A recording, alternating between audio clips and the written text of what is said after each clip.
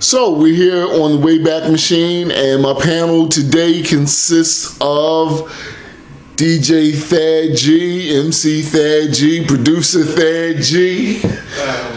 We affectionately call him Mr. Whoopi, the man with all the answers. And if you go all the way back to Tennessee Tuxedo, you will remember that the man with all the answers and the 3D BB, three-dimensional blackboard, was Phineas J. Whoopi. So we call him Thaddeus G. Whoopi. And sitting next to Thaddeus is my man, Jashawn Abel One, head of International DJ Cafe, Atlantic City chapter. So the first question right out the box I want to ask you guys is, what was the first hip-hop record that you had that mattered? I had a couple myself, a couple of technical hip-hop records before the first one I would say that mattered, but I don't include them. If somebody would have asked me about the first hip-hop record I owned, I would say Sucker MCs. It's like that, you know. So, Abel One, what was the first hip-hop record you had that mattered? Honestly, the first one that I ever bought, Sugar Hill Gang's Rapper's Delight. And a lot of people, some people frown on that record as being a hip-hop record versus being a rap record, or it being the first. Why some guys from, first off, it's important to me, these guys are from New Jersey. The label's in New Jersey. Right. So let's just get that out the way now. For those who are upset by that, the first successful rap record, quote unquote, of hip hop, right, record company, Sugar Hill Records, out of New Jersey. Do you find it funny that some people are still, after all these years, kind of swole about that? Yeah, it's amazing. But that's not even the reason why it's the most important record to me. What makes it important to me, one, it was the first record that I got to bring to school. We used to have this thing every Friday after the work week was done. Teacher would give us record player time. If you did well all week, he would give you the last 30 minutes to play whatever music was your favorite music.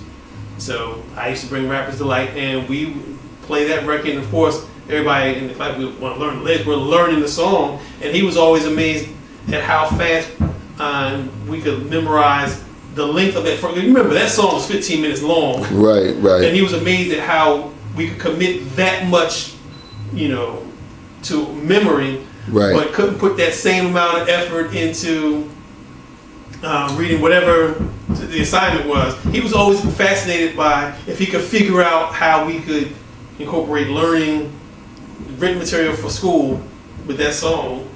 And he always, you know, like, well, you know, if you keep doing well, you can keep bringing it. And that's why we did well in our class, because we wanted record time. Okay. Wow. Thaddeus, how about you? What was your first hip-hop record that mattered? Slick Rick, Dougie Fresh, The Show. The Show. With the flip side of that being Lottie Dottie, but okay, definitive record. It was a party record, you know. I had started off breakdancing, you know. Okay. Dancing and everything else. So like those records back then was just, you had a good record to break dance off of, pop, live, pop, rock, everything. It was just that record. That was just a fun record. You know, that was before everybody held up the wall, you know what I mean? Right. You know, and it was just a regular good party record. That, you know, there's a few more, but that was the outstanding record that I had. Talk to me about this, and Abel, when you get a chance, you can chime in if you like to as well. Talk to me about the fact that The Show, 20, almost 30 years after its release, when you put it on at a party, people still want to get out and dance and do the Cabbage Patch or whatever dance they were doing back then. Classic record. Well, I'll say it like this. More importantly, I like to watch people who are too young to be around when that record and still have the same high energy reaction to that song. Okay. It has all the elements of a great record. It's as fine a record as you can make for any era. I mean, good lyrics, catchy hooks. What I really like, if you can go to a party and they play the real versions, the version that a lot of clubs play now is the portions that are cutting out the Beatles snippets. Right. And so on. But everybody knows the record. even if the kids that weren't around when it came out. You talk about the Michelle Marvell.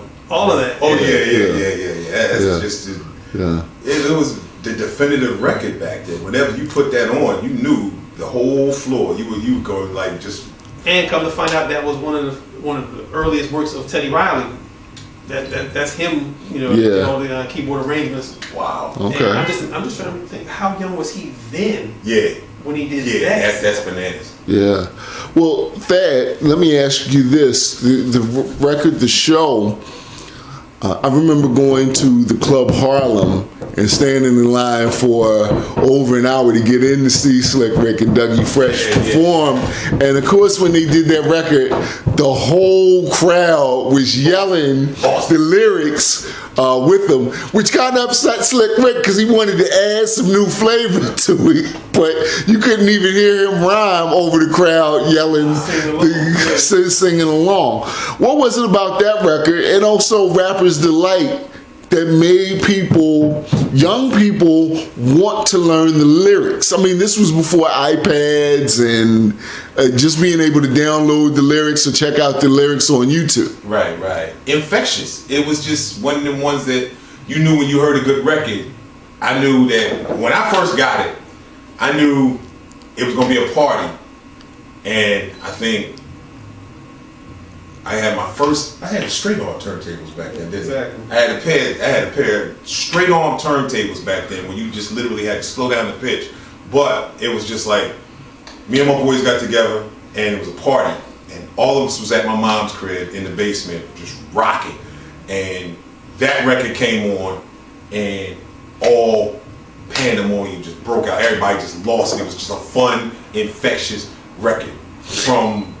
Now, was this before the record was popular, or when the record was relatively new and everybody had not heard it yet? When it was brand new. Like right out of the, you crack the plastic. Just, crack the plastic, put it on. As soon as you played it, it was just one of those records where everybody was dancing. Abel, your record. Why? I can remember sitting in front of my cassette player, hitting play and rewind, learn a couple bits. Okay, I got that down. Play, rewind. What was it about Rapper's Delight that made kids want to learn the lyrics? I'm gonna be honest. Think about it. When Rapper's Delight came out, there really wasn't a rap music industry at all. When you think about it like that, there was hip hop, but as far as actual on a record, hear it. First off, the idea of hearing rap music every day on the radio, that was unheard of. Yeah, that was. Okay, that's unheard of. That was taboo. Okay.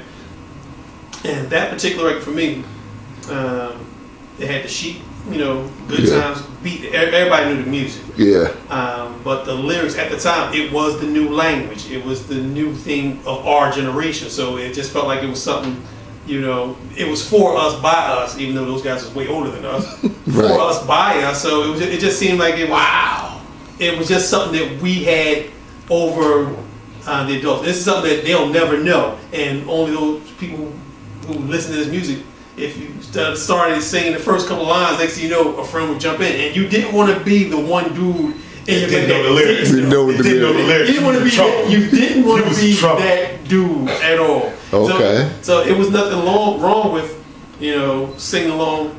It's kind of funny to me now, because now I look at shows where some artists, like at a Meek Mill show, I see his audience singing along, to the artist's music while he's performing. Right. And I have no problem with that, but unfortunately, the artist himself isn't actually committing to memory his own record. Right. Where Rapper's Delight, wow, it was word for word. It was just one of those things where you wanted to know the record. You really cared enough to want to know what each rapper was saying, and all of them had some great verses. Right. Whew. Well, I could do a whole show or a whole segment just on Rapper's Delight or on the show. So I'm going to wrap up this segment like this. DJ Abel 1, in 30 seconds, give me a statement about the show as a record. The show, one of the greatest hip-hop records ever made, and it incorporates every element of hip-hop that matters. Great lyrics, great beat, great scratching, and human beatboxing. The only thing it doesn't have, and it actually has it, is graffiti because it's on the original 12-inch cover when you see, so it has all the elements of hip hop. Yeah, it does. Okay. Thad G. Sure. In 30 seconds, for our wrap up, you'll have the last word. Give me 30 seconds to tell us, make a statement in 30 seconds about DJ Able One's record, Rapper's Delight. First of its kind, right out the gate. Brand new, descriptive, and groundbreaking. From the beginning of the bass line to everything that went on with the record. It is a staple in hip-hop music. Flat out. Just a groundbreaking record right there. All right. Thank you, gentlemen, for DJ Able One and Thad G. I'm Raymond Tyler behind the camera. This is the Wayback Machine.